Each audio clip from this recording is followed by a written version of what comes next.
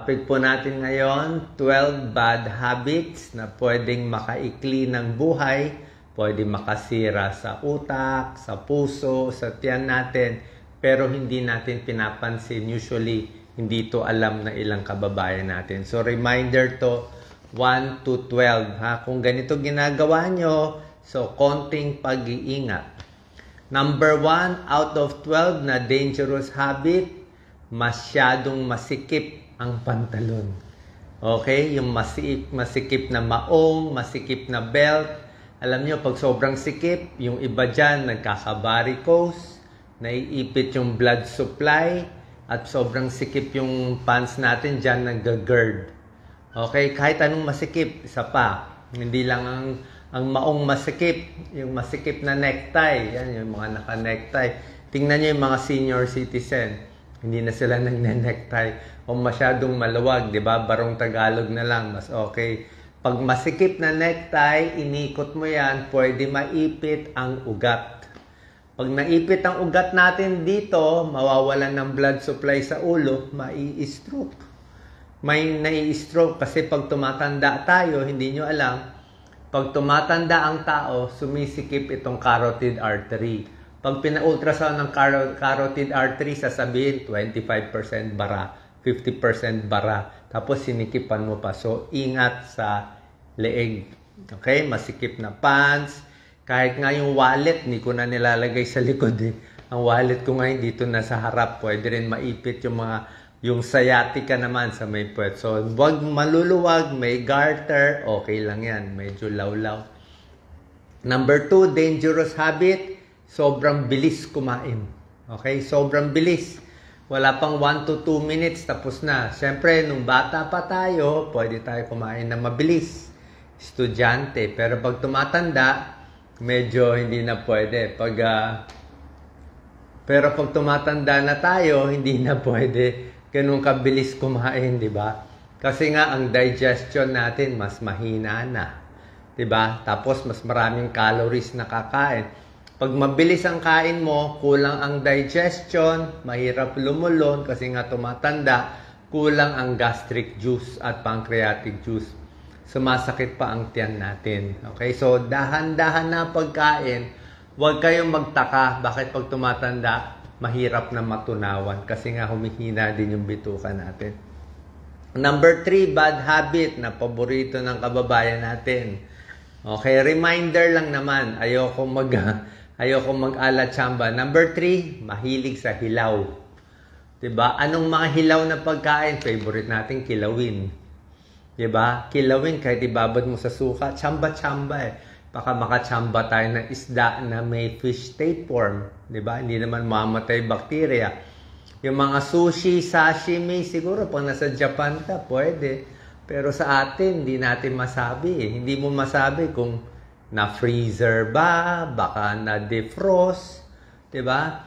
Hilaw na karne, may dugo-dugo pa, 'di ba? Steak na may dugo o manok na may dugo, kailangan lutong-luto. Kasi pag hilaw, may mga bulati yan, makachamba tayo, baka ma-food poisoning tayo.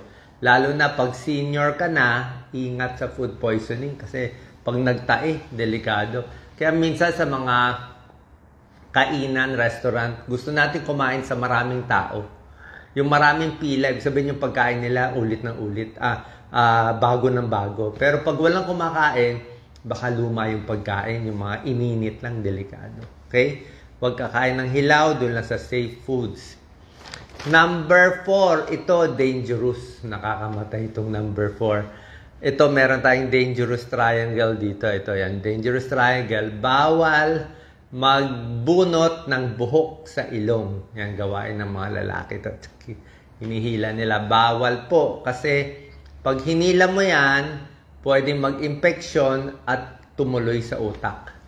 Pwedeng magka-nana sa utak, magka-brain abscess ka. Kahit yung mga tigyawat banda rito sa ilong, wag ding titirisin. Kasi pag tiniris mo yan, pwede rin mag-infection. Kahit sa ibang lugar naman, pag tiniris mo, lalo lang mabubutas. Sa buhok sa ilong, gupitin na lang. May nabibiling nose na scissors eh. So, bawal yan. Number 5, bad habit gawain natin lahat cotton buds, di ba? Sa tenga.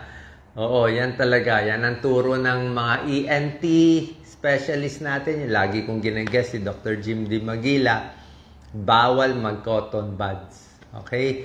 Yung mga ENT specialist, hindi nagko-cotton buds yan. Kasi merong sariling oil ang tenga natin. Kusang lalabas yan eh. Meron siya parang pang-flush, kusang lumalabas yung tutuli. Kaya pag kinoton buds mo, matutuyo lang, hindi lalabas. At matutulak mo pa loob, at bukod dyan, baka mabutas mo pa ang tenga. Maraming Pilipino nabubutas ang tenga. Very common. Pag nabutas ang tenga, malaki ang butas, hindi na maghihilom, lalo na malaki ang butas. So number 5, wag na mag-cotton buds. Pag nagbara ang tutuli, pa-check tayo sa ENT. Sila lang magaling magdukot. Wag kung saan-saan, wag sa barbero, wag kay nanay. Nako, baka mabutas yung tenga ng anak nyo. Sa ENT na lang, bayad na lang konti. Number 6, dangerous habit, yung hindi nagfo-floss. Okay, sa lahat ng followers ko, alam niyo yung floss, di ba? Binibili, dental floss. Walang choice eh. Bukod sa toothbrush, bukod sa linis ng dila, tongue cleaner, kailangan may dental floss. Kasi yung pagitan ng ipin natin, hindi mo talaga matutoothbrush yan. May ipit na dumi, na tinga, magkakaroon ng gum disease. Masisira ang gums, yung bacteria, dudugo yan, pwede pumunta sa puso. Ang bacteria sa ipin, sa bibig, nagkokos ng bad breath, pupunta sa puso, nagbabara yung ugat sa puso. So may pag-aaral yan. Yung mga hindi nagpo-floss, pwede magka-heart disease. Number 7, bad habit, nagawain ng maraming kababayan natin, di ba? Ako iniingatan ko, matagal nakaupo. More than, sabi nila, 7 hours a day. Yung iba siguro, more than 7 hours nakaupo. Kailangan wag ganong katagal. Siguro 30 minutes upo, lakad-lakad, akyat baba, hagdanan. Pag laging nakaupo, mas tataba, mas nagkakasakit sa puso, at mas maaga na mamatay. May pag-aaral.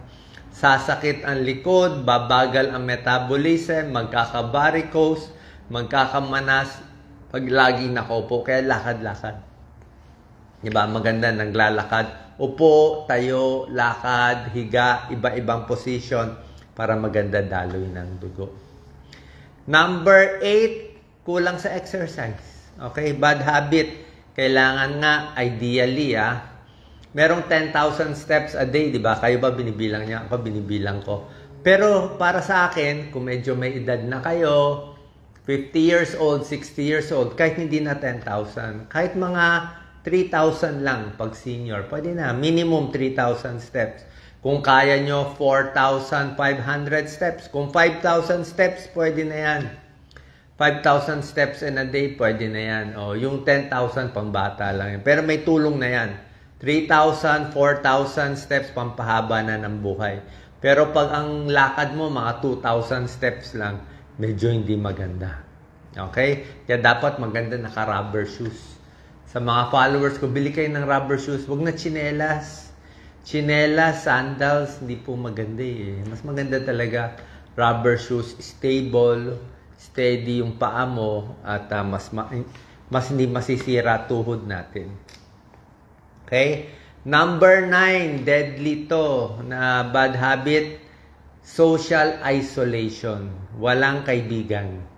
Oh, kailangan may kaibigan talaga. Kailangan may taong nakakausap. Hindi pwede pa chat-chat lang, hindi pwede message lang.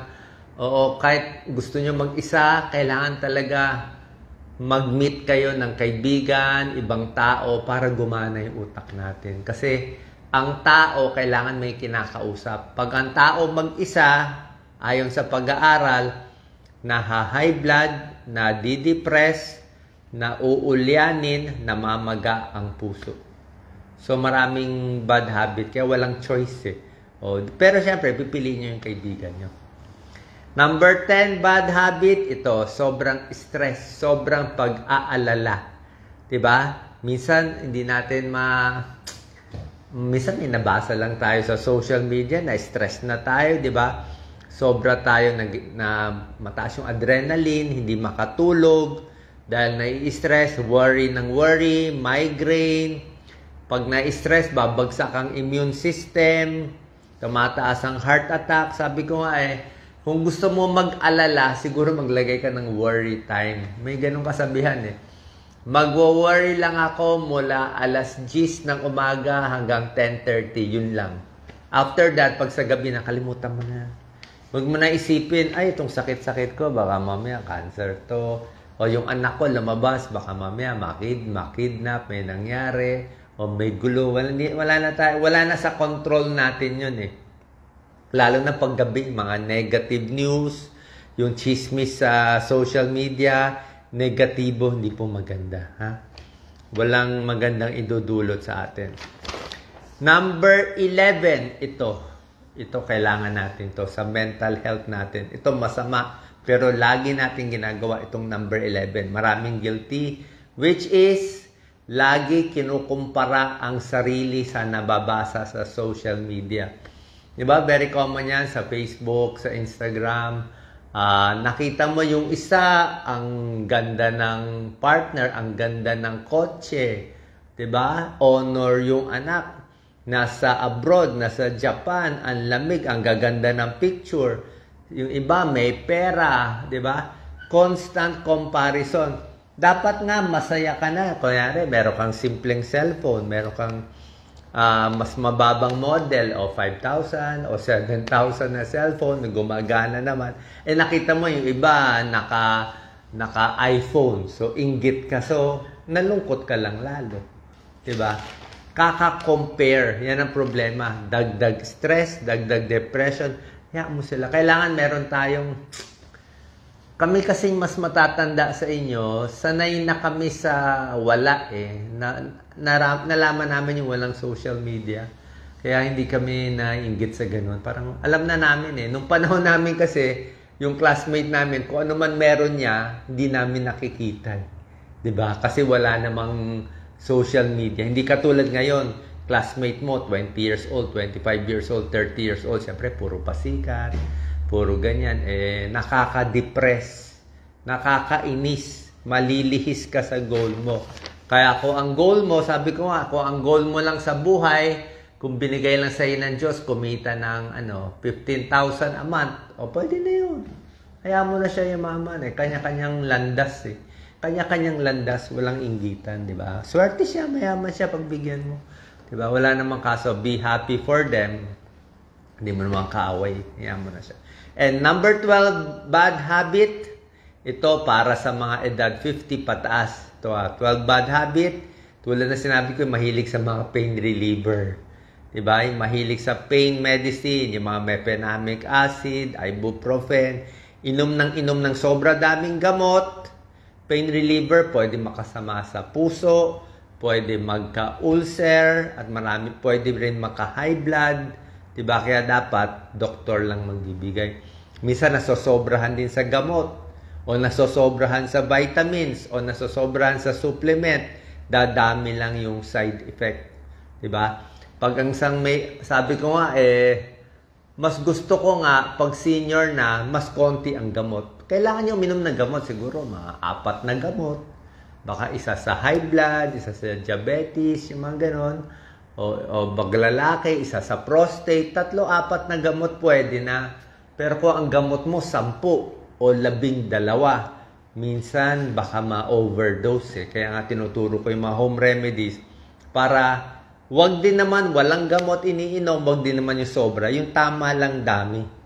Para madaan natin sa mga home remedies. Okay? Sana nakatulong po to.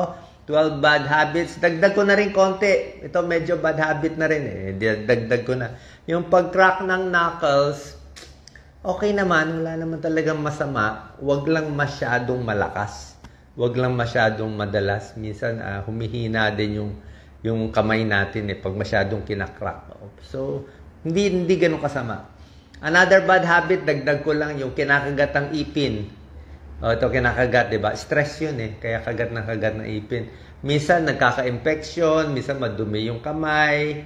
Yun lang naman, bad habit din, pero hindi naman ganun ka delikado yung bad habit na yun. Okay? Sana po nakatulong tong video. Share po natin sa mga anak natin na baka ginagawa nila tong bad habit. Kita mo ako, luwag lahat. Kahit yung mga pants ko, maluwag lahat. So, kahit pajama ko, maluwag lahat.